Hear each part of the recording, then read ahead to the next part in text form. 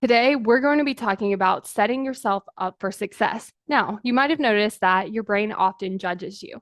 And when this happens, it's often not thinking about the criteria in which it's actually judging you by.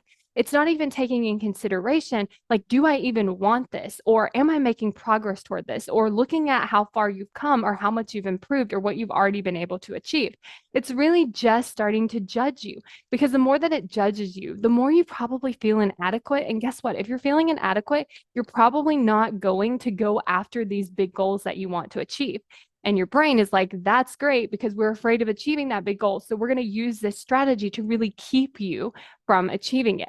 So, what we want to look at is actually that criteria that your brain is judging you by. Are those things even important to you? Like, are these the things that you're working toward?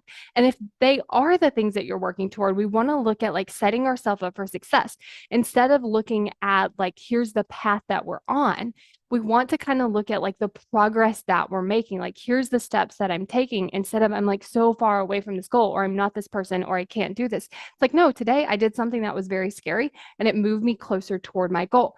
So we're like celebrating that accomplishment. We're celebrating that like progress. We're celebrating the growth instead of just judging ourselves up until we reach the goal. But honestly, it makes it so much harder to reach it because we're judging ourselves along the way. Another way that you can actually set yourself up for success is like imagining you achieving that goal. Because when you're setting yourself up for success, you're like, okay, I'm going to become this person. I'm going to achieve this goal. I'm going to be this person. What does that look like?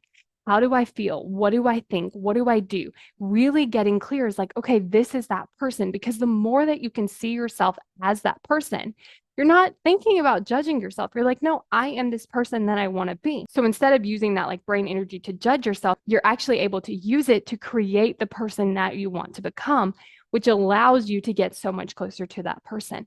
And becoming your future self is actually something that we work on in my 12-week one-on-one coaching program because we want to know who that person is so that we can become that person. So, two things that we can actually do in our sessions is like one, defining what that looks like.